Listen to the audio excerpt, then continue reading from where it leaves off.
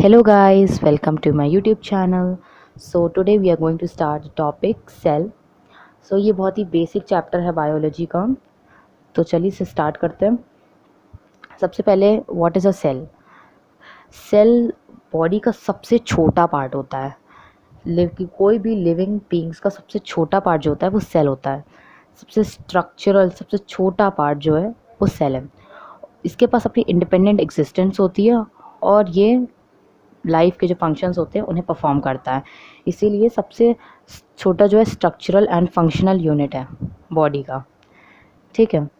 अब क्योंकि ये बहुत ही छोटा होता है और इसे हम लोग अपनी ऐसे आई से नहीं देख सकते, इसलिए इसे हम माइक्रोस्कोप की हेल्प से देखते हैं। अब सेल कितने, जैसे कुछ ऑर्गेनिज्म होते हैं वो सिंगल सेल्ड होते हैं, कुछ फ्यू सेल्ड होते हैं और कुछ होते हैं मल्टी सेल्ड। सिंगल सेल वो होते हैं जो सिर्फ एक सेल से बने हों। ऐसे ऑर्गेनिजम्स जो सिर्फ एक सेल से बने हों वो सिंगल सेल होते हैं, जिनके अंदर सिर्फ एक सेल होता है। फॉर एग्जाम्पल कुछ जो बैक्टीरियाज होते हैं, बैक्टीरिया, एमाइबा, ये सब जो होते हैं ये सिर्फ एक सिंगल सेल से बने होते हैं। फ्यू सेल्ड, जिनके अंदर थोड़े, ज़्यादा नहीं बट थोड़े नंबर ऑफ सेल्स से बने होते हैं, वो स्पायरोगायरा, जैसे स्पायरोगायरा, वॉलवॉक्स, तो ये सब फ्यू सेल्ड ऑर्गेनिजम्स हैं। मल्टी सेल्ड ऑर्गेनिजम्स जैसे कि ह्यूमन बींग्स, बहुत सारे सेल से, बिलियन ट्रिलियन बहुत सारे सेल से बना है, तो ह्यूमन बींग्स बहुत सारे सेल से बने हैं, इसलिए वो मल्टी सेल्ड है। अब सेल थ्योरी क्या है। सेल थ्योरी के मेनली 3 पॉइंट्स हैं। वो क्या पॉइंट्स हैं? वो सेल थ्योरी ये कहती है कि सेल जो है वो सबसे स्मॉलेस्ट यूनिट है। हम लोग की बॉडी का सबसे स्मॉलेस्ट यूनिट सेल है। किसी भी लिविंग थिंग का सबसे स्मॉलेस्ट यूनिट क्या है? सेल। सेल सबसे ऐसी यूनिट है जो सारे बॉडी के फंक्शंस परफॉर्म करती है। सबसे, जैसे ऑर्गन है, ऑर्गन किससे बना है? टिश्यूज़ से, और टिश्यूज़ किससे बने? सेल से। तो सेल सारा फंक्शन जो बॉडी का होता है वो परफॉर्म करते हैं। और जितने सेल्स हैं वो कुछ थोड़े सेल से ही बने हैं। दे arise from pre existing cells.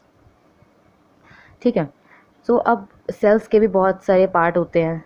Cell के जैसे एक ऑर्गेनिज्म है तो वो ऑर्गेनिज्म में ऑर्गन्स हैं, ऑर्गन्स भी टिश्यूज से बने, फिर सेल्स। तो ऐसे ही सेल के भी ऑर्गन्स ही हैं एक तरीके से, तो हम उसे बुलाते हैं सेल ऑर्गेनेलीज। सेल के अंदर के पार्ट्स जो हैं वो सेल ऑर्गेनेलीज होते हैं। ठीक है। तो अब सेल के हम लोग पढ़ते हैं सेल ऑर्गेनेलीज के बारे में। तो सेल की जो आउटर कवरिंग होती है, सेल की जो आउटर कवरिंग होती है प्लांट सेल में, प्लांट सेल और एनिमल सेल दो होते हैं। प्लांट सेल एक अलग और एनिमल सेल अलग। प्लांट सेल में क्या होता है? सेल वॉल होती है, वो एनिमल सेल में नहीं होती है। प्लांट सेल में सेल वॉल होती है और वो एनिमल सेल्स में नहीं होती है। और ये बहुत ही, ये नॉन लिविंग होती है। पहली बात ये नॉन लिविंग होती है, और दूसरी फ्रीली परमिएबल होती है। फ्रीली परमिएबल का मतलब है कि ये हर चीज़ को अपने अंदर एंटर करवा देती है, बिना किसी हिंड्रेंस के, बिना किसी ऑब्स्टैकल के, ये अपने आप को अंदर किसी भी चीज़ को, सब्सटेंस को अपने अंदर करा लेती है। और दूसरी चीज़ ये बनी होती है सेल्यूलोज से। ये जो सेल वॉल होती है सेल्यूलोज से बनी होती है और ये एनिमल सेल में नहीं होती है। एनिमल सेल में क्या होता है? एनिमल सेल में सेल मेम्ब्रेन होता है। सेल मेम्ब्रेन का है या से प्लाज्मा मेम्ब्रेन का है, दोनों एक ही चीज़ है। सेल मेम्ब्रेन होता है, ये लिविंग होता है, और ये एनिमल सेल्स में भी होता है और प्लांट सेल में भी होता है। अब एनिमल सेल का सबसे बाहर का जो पार्ट रहता है वो प्लाज्मा मेम्ब्रेन ही होता है। और एनिमल सेल, प्लांट सेल की बात करें तो ये सेकंड नंबर पे आता है। जैसे फर्स्ट पूरी सेल वॉल ऊपर कवरिंग होती है और उसके बाद फिर सेल मेम्ब्रेन। ये सेमी परमिएबल है। अब ये सेमी परमिएबल का मतलब क्या होता है?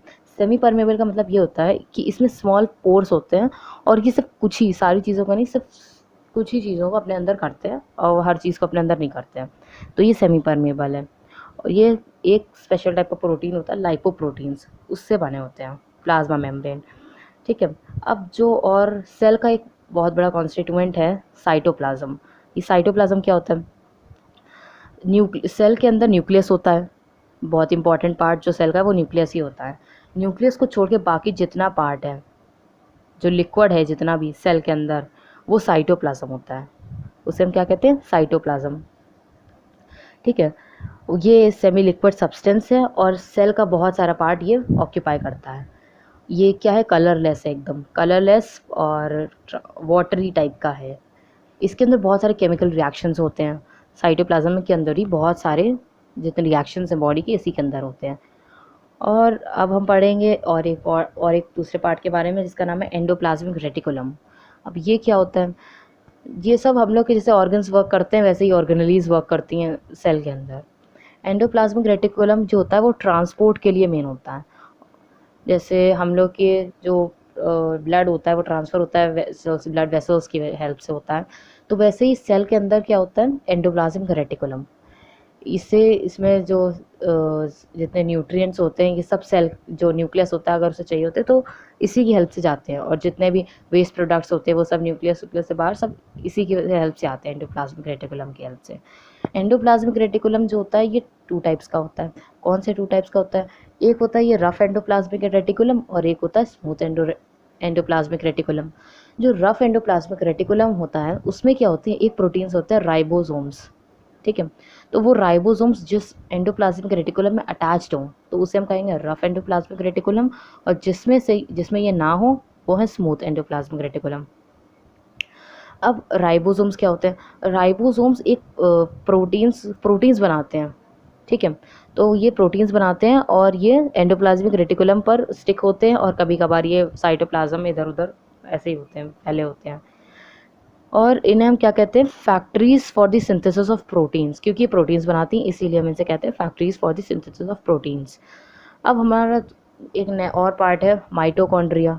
ये क्या होता है? सेल को, अब देखो सेल वर्क करता है तो एनर्जी चाहिए होती है सेल को। अब ये एनर्जी कहाँ से आती है? ये एनर्जी कहाँ बनती है? माइटोकॉन्ड्रिया में, यहाँ पे ये एनर्जी प्रोड्यूस होती है, ठीक है? ये जो होते हैं इनके ये ऐसे बने होते हैं कि एक फिंगर लाइक प्रोजेक्शंस अंदर से उनकी इनर वॉल्स होती हैं, उनमें फिंगर लाइक ऐसे ऊपर नीचे होता है, तो इसे हम कहते हैं क्रिस्टे, ठीक है? जिससे सेल का जो रेस्पिरेशन होता है यहाँ से इसके लिए एनर्जी रिलीज यहीं से होती है, और इन्हें power house of the cell भी कहते हैं। ये power house of the cell mitochondria को कहते हैं।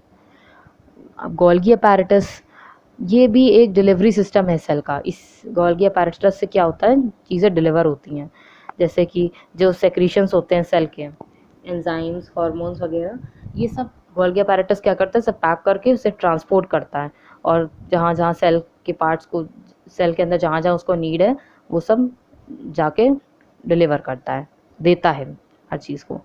लाइसोसोम्स, ये क्या है? लाइसोसोम्स भी क्या है? अब जैसे कोई सेल के अंदर कोई और अजीब सी चीज़ आ गई है, कोई फॉरेन सब्सटेंस आ गया, कोई एंजाइम आ गया, तो क्या करते हैं? फॉरेन सब्सटेंस कोई आ गया तो उसको वो डिस्ट्रॉय करेगा, लाइसोसोम्स क्या करेंगे? डिस्ट्रॉय करेंगे और वो उसे डाइजेस्ट कर जाएगा, ठीक है? तो इसीलिए हम इसे सुसाइड बैग्स भी कहते हैं। लाइसोसोम्स को हम लोग सुसाइड बैग्स कहते हैं, क्योंकि ये डिस्ट्रॉय करते हैं एनिमी को, जो फॉरेन सब्सटेंस होता है उसको डिस्ट्रॉय करते हैं और अपने अंदर डाइजेस्ट कर लेते हैं। और दूसरा पार्ट है हमारा सेंट्रोजोम। सेंट्रोजोम ये सिर्फ एनिमल सेल्स में पाए जाते हैं, ठीक है? और ये एनिमल सेल्स में नहीं होते हैं, ये सेल डिवीजन से रिलेटेड होते हैं बेसिकली। इनमें क्या होता है? ये चीज़ जो है ये प्लांट सेल में नहीं होती है, ठीक है? और ये हमारे सेल डिवीजन जो माइटोसिस और मायोसिस सेल डिवीजन होते हैं इनमें ये होता है, इनमें ये यूज़ होते हैं। ऐसे इनका कोई नहीं यूज़ है। सेल डिवीजन और सेल डिवीजन होता है उसी में इसका यूज़ है। फिर 7th है हमारे प्लास्टिड्स। प्लास्टिड्स, अब ये सिर्फ हमारे प्लांट सेल में पाए जाते हैं, एनिमल सेल में प्लास्टिड्स नहीं होते हैं, है ना? तो ये भी होते हैं हमारे 3 टाइप के। एक होता है ल्यूकोप्लास्ट, एक होता है क्रोमोप्लास्ट और एक होता है क्लोरोप्लास्ट, ठीक है? ये जो ल्यूकोप्लास्ट होता है पहला वाला, ये कलरलेस होता है, वाइट होता है, प्लास्टिड ऐसा, और इसमें कोई पिगमेंट प्रेजेंट नहीं होता है। ये सिर्फ स्टार्च जो है उसे स्टोर करते हैं। ऐसे प्लास्टिड है इनके अंदर सिर्फ स्टार्च स्टोर होता है। जैसे कि पोटैटो का जो सेल होता है उसमें बहुत सारे ल्यूकोप्लास्ट होते हैं, क्योंकि उसमें स्टार्च स्टोर होता है। क्रोमोप्लास्ट, क्रोमो का मतलब होता है कलर, तो ये कलर्ड प्लास्टिक्स है। ऐसे जो ल्यूकोप्लास्ट था वो सिर्फ वाइट था और यहाँ पे कलरलेस था, लेकिन क्रोमोप्लास्ट जो होते हैं वो कलर्ड प्लास्टिक्स है, येलो, ऑरेंज, रेड। और ये कहाँ पे प्रेजेंट होते हैं? ये फ्लावर्स की जो पेटल्स होती हैं इतने कलरफुल जो होते हैं इसके अंदर प्रेजेंट होते हैं क्रोमोप्लास्ट, क्योंकि ये जो फ्लावर होता है उसको कलर देते हैं, येलो, ऑरेंज, रेड, है ना? और उसके बाद है क्लोरोप्लास्ट। क्लोरोप्लास्ट ग्रीन कलर्ड के प्लास्टिड्स होते हैं, ठीक है। और इनमें क्या होता है, ग्रीन कलर्ड का जो पिगमेंट हमारा क्लोरोफिल बहुत ही जो फोटोसिंथेसिस में हेल्प करता है, फोटोसिंथेसिस में जो हेल्प करता है वो क्लोरोप्लास्ट है इसके अंदर, क्लोरोप्लास्ट, ठीक है। अब जैसे ये सब जो पार्ट्स थे ये सब लिविंग पार्ट्स थे, सेल के नॉन लिविंग पार्ट्स भी होते हैं। तो नॉन लिविंग पार्ट्स को या नॉन लिविंग सब्सटेंसेस या इन्हें सेल इंक्लूजन्स भी कहते हैं। तो सेल इंक्लूजन्स क्या होगा, ग्रैनुअल्स और वैक्यूल्स, ठीक है। अब ये ग्रैनुअल्स क्या होते हैं, ये स्मॉल पार्टिकल्स होते हैं, छोटे छोटे पार्टिकल्स साइटोप्लाज्म के अंदर, और जिनके अंदर स्टार्च, ग्लाइकोजन और फैट्स, फूड मटेरियल ये जो होता है ये सब स्टोर होता है। वैक्यूल्स क्या होते हैं, ये सब वाटर से फिल्ड होते हैं, और ये प्लांट सेल्स में बहुत ज़्यादा बड़े बड़े होते हैं, और लेकिन एनिमल सेल्स में इतने बड़े नहीं होते, और थोड़े ही होते हैं, ज़्यादा नहीं होते हैं, छोटे छोटे होते हैं, ठीक है। और इनके अंदर सेल सैप होता है और वाटर होता है, ठीक है। अब एक बहुत इम्पॉर्टेंट पार्ट सेल का जो कि है न्यूक्लियस, ये सेल का एक बहुत इम्पॉर्टेंट पार्ट है। ये सेल डिवीजन के टाइम पे क्या होता है, सेल के अंदर सेल जो है वो न्यूक्लियर सेल जो होता है वो न्यूक्लियर मेम्ब्रेन से कवर्ड रहता है, न्यूक्लियर मेम्ब्रेन से कवर्ड होता है। और न्यूक्लियर मेम्ब्रेन के इन सब चीज़ों के अंदर होता है न्यूक्लियोप्लाज्म। न्यूक्लियोप्लाज्म में क्या होता है, बहुत सारे क्रोमैटिन फाइबर्स होते हैं। जब सेल डिवीजन होता है तो फिर ये जो क्रोमैटिन फाइबर्स होते हैं ये अपने आप को क्रोमोसोम्स के फॉर्म में अरेंज कर लेते हैं, क्रोमोसोम्स के फॉर्म में अरेंज कर लेते हैं, ऐसे क्रॉस के फॉर्म में होता है क्रोमोसोम, और फिर सेल डिवीजन होता है। तो इसका यह वहाँ यूज़ है, और ये जो है ये सेल डिवीजन का बहुत इंपॉर्टेंट रोल प्ले करता है, ठीक है।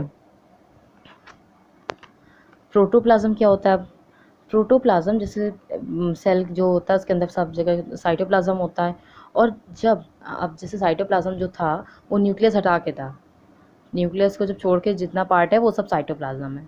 पर जब न्यूक्लियस को मिला के बोले तब सेल का ऑल ओवर पार्ट जो है वो है प्रोटोप्लाज्म।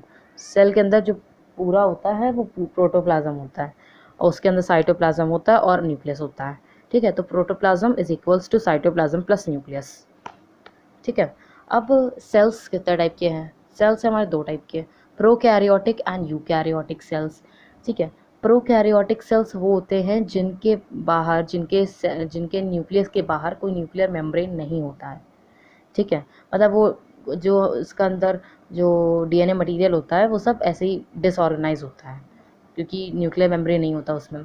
यूकैरियोटिक सेल्स क्या होते हैं, जिनके न्यूक्लियस के बाहर न्यूक्लियर मेम्ब्रेन होता है और उनका वेल ऑर्गेनाइज न्यूक्लियस होता है, तो ये यूकैरियोटिक सेल्स है। ह्यूमंस का जो सेल्स है वो यूकैरियोटिक सेल्स है, यानी उनके जो न्यूक्लियस है उस पर बाहर बाहर न्यूक्लियर मेम्ब्रेन है, ठीक है। अगर आपको कोई भी डाउट हो इसमें तो you can ask me in the comment section below.